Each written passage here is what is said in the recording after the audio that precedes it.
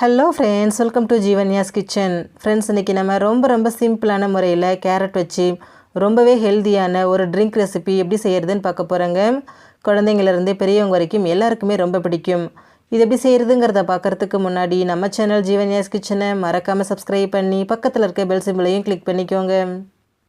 இது செய்கிறதுக்கு நான் இன்றைக்கி ஒரு 400 கிராம் அளவுக்கு கேரட் எடுத்துகிட்டு தோல் சீவிட்டு இந்த மாதிரி ஸ்லைஸாக கட் பண்ணி ஒரு குக்கரில் சேர்த்துக்கிறேன். இது கப் அளவுன்னு பார்த்தீங்கன்னா ஒரு 3 கப் அளவுக்கு இருக்குது. இது கூடவே வாசனைக்காக 4 ஏலக்காய், ஒரு 10-12 முந்திரி பருப்பு, 1 கப் அளவுக்கு தண்ணி சேர்த்துக்கோங்க. கேரட்லேயே தண்ணி இருக்கும், அதனால் ரொம்ப அதிகமாக தண்ணி சேர்க்க வேண்டாம். 1 கப் மட்டும் சேர்த்துக்கோங்க. சேர்த்துட்டு ஒரு தடவை இந்த மாதிரி கலந்து விட்டுருங்க. கலந்ததுக்கப்புறமா குக்கரை மூடி போட்டுட்டு ஹை ஃப்ளேமில் வச்சுட்டு ஒரு 3 விசில் விட்டு எடுத்துக்கோங்க. 3 விசில் ப்ரெஷர் ஃபுல்லாக தானாக ரிலீஸ் ஆனதுக்கப்புறமா இதை ஓப்பன் பண்ணிக்கோங்க. நம்ம சேர்த்த கேரட் எல்லாமே நல்லா வெந்து வந்திருக்கு. ஒரு கேரட்டை கையில் எடுத்துகிட்டு மசிச்சு பாருங்கள். நல்லா மசிக்க வரணும். பாருங்கள், இந்த அளவுக்கு வெந்திருந்தால் சரியாக இருக்கும். இப்போ இதை ஆற விட்டுருங்க.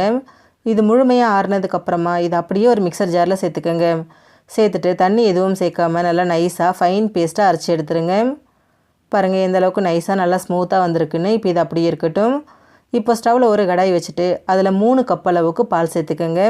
தண்ணி சேர்க்காத நல்லா திக்கான பாலாக சேர்த்துக்கோங்க. சேர்த்துட்டு இது நல்லா இந்த மாதிரி கலந்து விட்டுட்டு பாலை நல்லா காய்ச்சி எடுத்துருங்க. ரொம்ப திக்காக காய்ச்சணுங்கிற அவசியம் கிடையாது. பால் பொங்கி வர அளவுக்கு காய்ச்சினா போதும். பாருங்கள், பால் நல்லா பொங்கி கொதிக்க ஆரம்பிச்சிருச்சு. இந்த அளவுக்கு காய்ச்சினா சரியாக இருக்குங்க. இப்போ இதில் நம்ம ஏற்கனவே வேக வச்சு அரைச்சி வச்சுருக்கிறோம் இல்லைங்களா கேரட், அதை சேர்த்துக்கோங்க.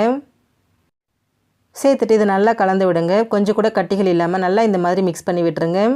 கேரட் நம்ம ஏற்கனவே வேக வச்சிட்டோம், அதனால் ரொம்ப நேரத்துக்கெல்லாம் கொதிக்கணுங்கிற அவசியம் கிடையாதுங்க. எல்லாமே ஒன்று சேர்ந்து ஒரு 2 நிமிஷத்துக்கு மட்டும் கொதிக்க விட்டாலே போதும். பாருங்கள், கொஞ்சம் கூட கட்டிகள் இல்லாமல் நல்லா கரைச்சாச்சு. கன்சிஸ்டன்சியும் ரொம்ப பர்ஃபெக்டாக இருக்குது பாருங்கள். இப்போ இதை ஒரு 2 நிமிஷத்துக்கு மட்டும் அப்படியே வைங்க. நல்லா கொதிச்சு வரட்டும். பாருங்கள், ஒரு 2 நிமிஷம் போல் ஆகிடுச்சு. நல்லா கொதிச்சு வந்திருக்கு. உங்களுக்கு இந்தளவுக்கு திக்னஸ் வேண்டாம்னு நினச்சிங்கன்னா உங்களுக்கு எவ்வளோ திக்னஸ் தேவையோ அதுக்கு தகுந்த மாதிரி பால் இல்லைனா தண்ணி சேர்த்து மிக்ஸ் பண்ணிக்கோங்க. இப்போ இதில் சர்க்கரை சேர்த்துக்கலாம். நான் இன்றைக்கி 3/4 கப் அளவுக்கு சர்க்கரை சேர்த்துக்கிறேன். சேர்த்துட்டு இதை நல்லா கலந்து விடுங்க. நம்ம சேர்த்துருக்கக்கூடிய சர்க்கரை முழுமையாக கரைஞ்சி வரணும், அது வரைக்கும் மிக்ஸ் பண்ணி விடுங்க. பாருங்கள், நம்ம சேர்த்த சர்க்கரை எல்லாமே முழுமையாக கரைஞ்சி வந்திருக்கு. இப்போ இதில் உங்களுக்கு பிடிச்சமான நட்ஸ் சேர்த்துக்கோங்க. நான் இன்றைக்கி முந்திரி, பாதாம், பிஸ்தா 3ஐயும் பொடியை நறுக்கி வச்சுருக்கேன், அதை சேர்த்துக்கிறேன். அளவுன்னு பார்த்தீங்கன்னா 1/4 கப் அளவுக்கு இருக்குது.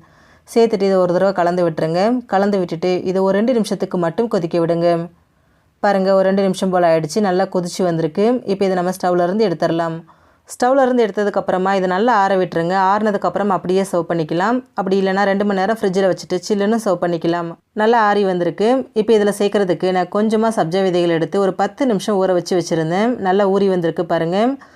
இப்போ இது கூட சேர்த்துக்கோங்க. இது ஆப்ஷனல் தான், உங்களுக்கு விருப்பம் இருந்தால் சேர்த்துக்கோங்க, இல்லைனா ஸ்கிப் பண்ணிக்கோங்க. சேர்த்துட்டு இதை ஒரு தடவை நல்லா கலந்து விட்டுட்டு நம்ம சில்லுன்னு சர்வ் பண்ணிக்கலாம். குடிக்கிறதுக்கு ரொம்ப டேஸ்டியாகவும் ரொம்ப ஹெல்த்தியாகவும் இருக்கும். ஃப்ரெண்ட்ஸ், நீங்களும் இதே மாதிரியே கேரட் கீர் செஞ்சு கொடுங்க. எல்லாருமே விரும்பி குடிப்பாங்க. ஃப்ரெண்ட்ஸ், இந்த வீடியோ உங்களுக்கு பிடிச்சிருந்தா லைக் பண்ணுங்கள், ஷேர் பண்ணுங்கள், கமெண்ட் பண்ணுங்கள். ஜீவன்யாஸ் கிச்சனை சப்ஸ்கிரைப் பண்ணி பக்கத்தில் இருக்க பெல் சிம்பிளையும் கிளிக் பண்ணிக்கோங்க. அப்போ தான் நான் போடுற வீடியோஸோட நோட்டிஃபிகேஷன்ஸ் உடனுக்குடனே உங்களுக்கு வரும். தேங்க்யூ.